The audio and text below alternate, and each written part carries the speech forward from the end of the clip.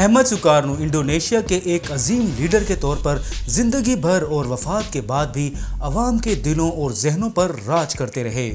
سوکارنو نے اپنی قوم کو نیدرلینڈ، جو دوسرے الفاظ میں ڈچ امپائر بھی کہلاتی تھی، غلامی سے آزاد کروایا اور پھر 22 برس تک سربراہ مملکت کے طور پر انڈونیشیا کو نہ صرف اندرونی طور پر مضبوط اور مستحکم ملک بنایا بلکہ بین الاقوامی برادری میں بھی اور خاص طور پر مسلم امہ میں انتہائی باوقار ملک کا درجہ دلوایا۔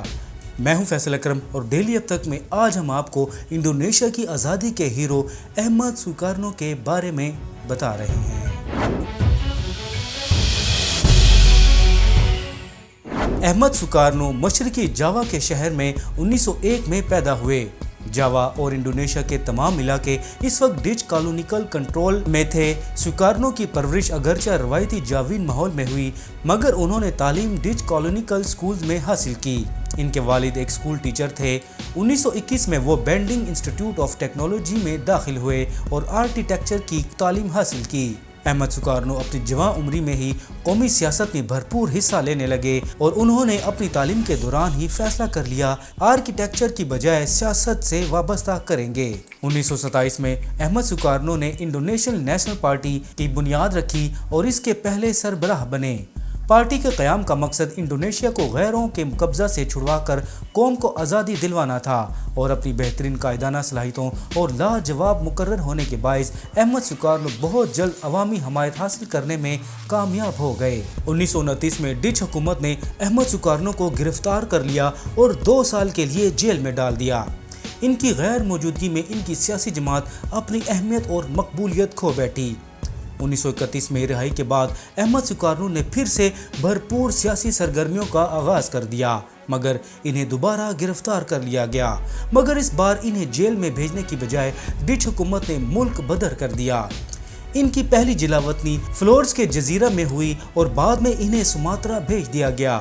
جلاوطنی کے باعث عوام میں ان کی مقبولیت مزید بڑھ گئی اور وہ ایک قومی ہیرو کے طور پر مشہور ہو گئے۔ 1942 میں دوسری جنگ عظیم کے دوران جب جاپان نے انڈونیشیا پر قبضہ کر لیا تو سوکارنو جکارتا واپس آ گئے اور جاپانی حکومت کے ساتھ تعاون کا راستہ اپنایا۔ اس عمل سے ان کا مقصد یہ تھا کہ وہ گفت و شنید کے ذریعے اپنے ملک کو جاپان کے قبضہ سے آزاد کروا لیں۔ احمد سوکارنو کا یہ حربہ کافی حد تک کامیاب رہا اور جاپان حکومت بغیر کسی خون خرابے کے انڈونیشیا کو آزاد کرنے پر رضامند ہو گئی۔ 1944 میں جاپانی حکومت کی طرف سے انڈونیشیا کی آزادی کے حوالے سے ایک کمیٹی قائم کی گئی۔ اس کمیٹی میں سرکردہ حیثیت احمد سوکارنو کو حاصل تھی۔ 1 جولائی 1945 کو کمیٹی کے سامنے نئی آزاد مملکت کی بنیاد کے لیے 5 اصول پیش کیے گئے: نیشنلزم، انٹرنیشنلزم، جمہوریت، سماجی انصاف، اللہ تعالیٰ کی ذات پر اعتقاد۔ 17 اگست 1945 کو دوسری جنگ عظیم کے اختتامی مرحلہ پر اتحادی فوجوں کے سامنے جاپانی فوجوں کے ہتھیار ڈالنے کے ساتھ ہی احمد سوکارنو اور قوم پرست رہنما محمد ہاتا نے انڈونیشیا کی آزادی کا اعلان کر دیا۔ اگلے ہی روز عبوری پارلیمنٹ نے ایک آئین کی منظوری دے کر احمد سوکارنو کو صدر مملکت منتخب کر لیا۔ اس آئین کے تحت صدر سوکارنو کو لا حدود اختیارات دیے گئے۔ ڈچ حکومت نے انڈونیشیا کی آزادی کے اعلان کو مسترد کر دیا۔ اگلے 5 برس تک انڈونیشیا اور نیدرلینڈ کے درمیان زبردست محاذ آرائی جاری رہی، تاہم گاہے بگاہے مذاکرات بھی ہوتے رہے۔ بالآخر دسمبر 1949 میں ڈچ حکومت نے انڈونیشیا کی آزادی کو تسلیم کر لیا، لیکن صوبہ پاپوا کی ملکیت کے بارے میں تنازع برقرار رہا۔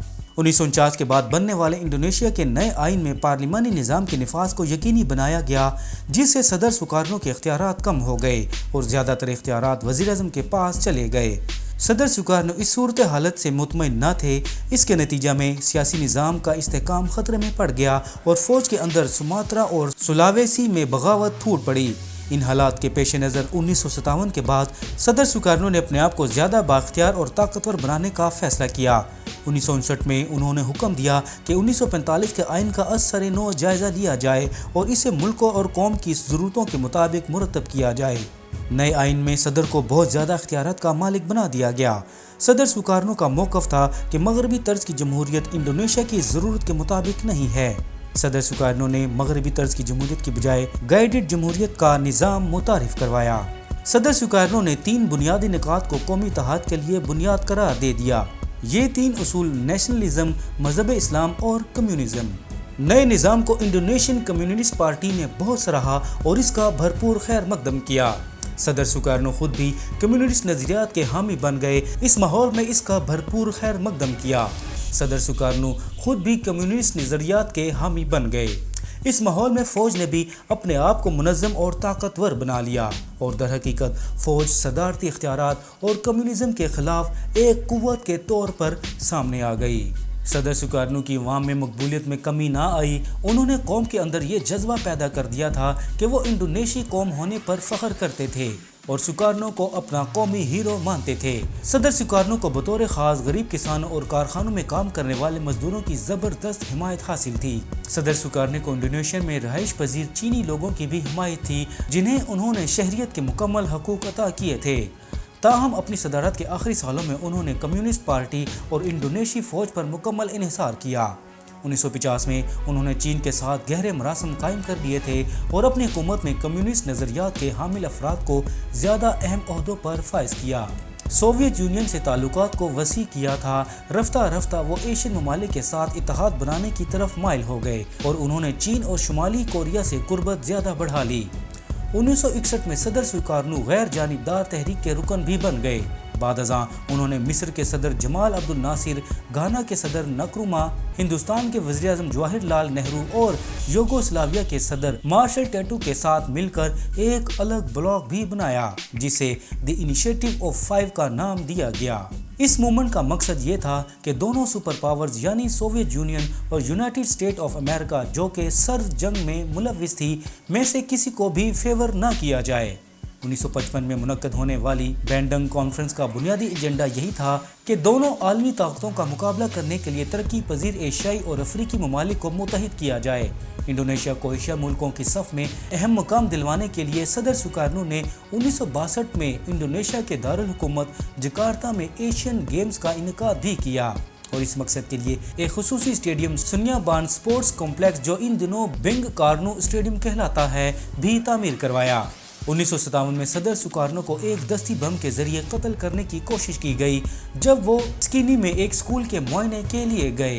اس حملہ میں صدر سوکارنو تو بچ گئے مگر 6 بچے جان سے ہاتھ دھو بیٹھے۔ یہ حملہ ان کے مخالف ایک مذہبی گروپ دارالاسلام نے کیا تھا۔ دسمبر 1957 میں صدر سوکارنو نے 246 ڈچ کارخانوں کو قومی تحویل میں لے لیا۔ فروری 1958 میں صدر سوکارنو نے ایک کمیونسٹ مخالف تنظیم PRRI کے کارکنوں کی بڑے پیمانے پر گرفتاریوں کا حکم دیا، جن پر الزام تھا کہ انہوں نے صدر سوکارنو کی حکومت کا تختہ الٹنے کے لیے مغربی ممالک سے اسلحہ حاصل کیا۔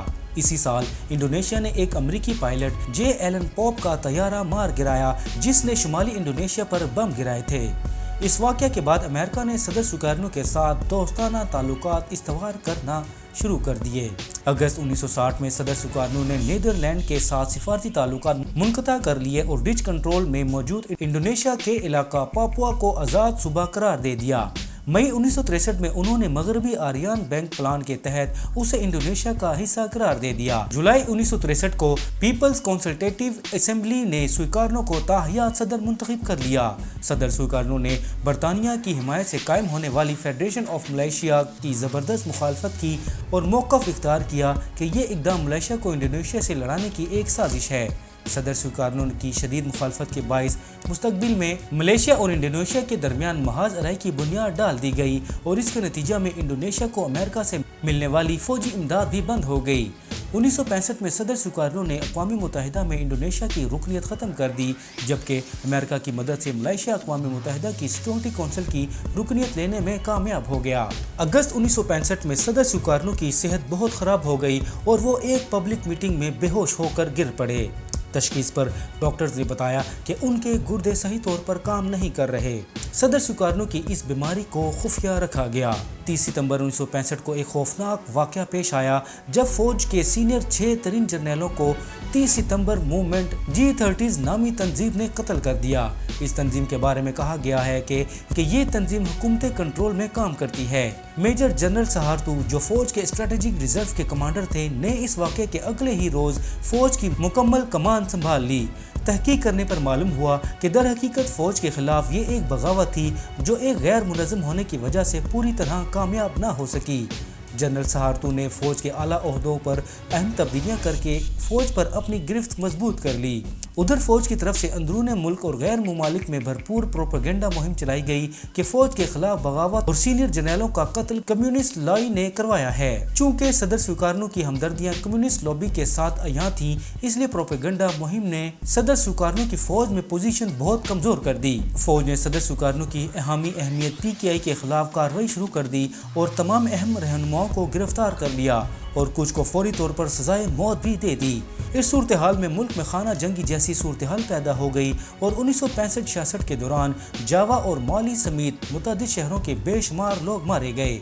आम अंदाज़े के मुताबिक 5 लाख से ज़ायद लोग हलाक हुए, जबकि गिरफ्तार होने वालों की तादाद 15 लाख के लगभग थी, जिनमें से बहुत से अगले 10 बरस तक जेलों में पड़े रहे।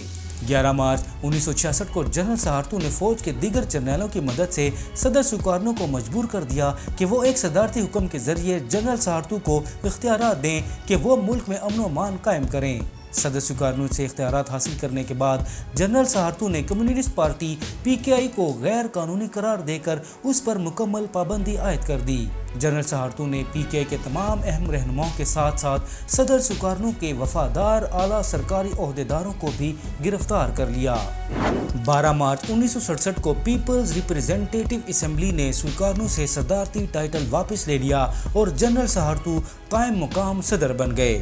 1968 में सुकारनो को बाज़ाब्ता तौर पर सदारती ओहदे से हटाकर जकार्ता में इनके घर पर नज़र बंद कर दिया गया, जहां वो 69 बरस की उम्र में 21 जून 1970 को इंतकाल कर गए। अहमद सुकारनो को वफात पर कौमी हीरो जैसी इज्जत ना दी गई और मशरकी जावा में बनी तार के मुकाम पर इन्हें अपनी वालदा की कब्र के साथ दफन कर दिया गया। नाजरीन, ये थी अहमद सुकारनो की दास्तान। उम्मीद है आपको ज़रूर पसंद आई होगी। कमेंट सेक्शन में अपनी राय से ज़रूर आगाह कीजिएगा।